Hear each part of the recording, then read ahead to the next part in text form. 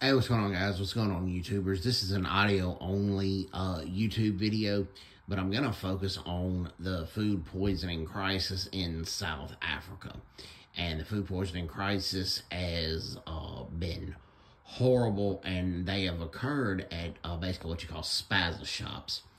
And those are like markets that aren't always approved or regulated by the government. They're owned by migrants, typically, sometimes from Nigeria, sometimes from Ethiopia, sometimes from Somalia, and they operate mostly in townships.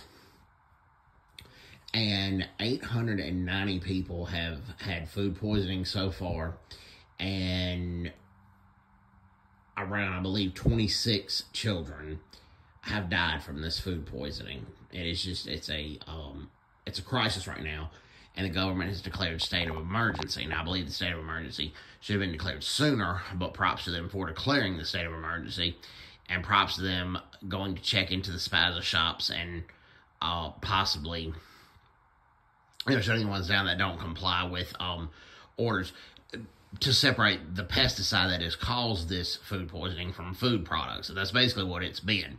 There's this turbofus. It can be pronounced table force, but it's spelled T-E-R-B-U-F-O-S. Sometimes it's pale yellow or yellow pale, and sometimes it is colorless, but it's odorless and by and large apparently tasteless.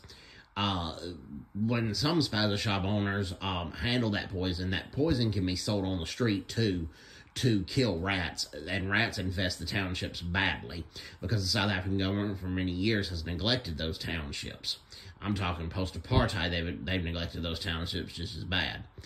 And what happens is that the chemical is accidentally sometimes mixed in with the food, or because the owners of the spazza shops are not monitoring it carefully, and there's a lot of street vendors that are selling this rat pesticide on the streets.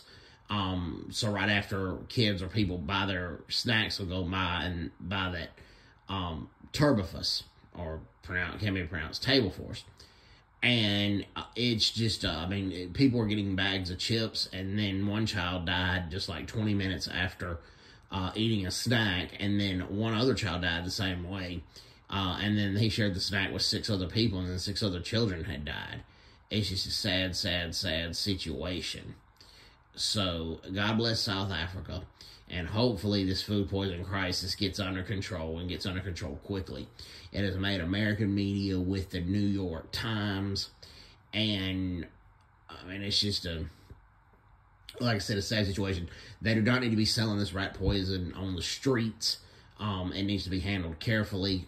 It's a very strong rat poison. I firmly believe it needs to be handled only by professional exterminators, and not just running rampant in the townships. And when people purchase this stuff, they need to make sure it's separated from the snacks as best as possible, because it's just a crisis right now.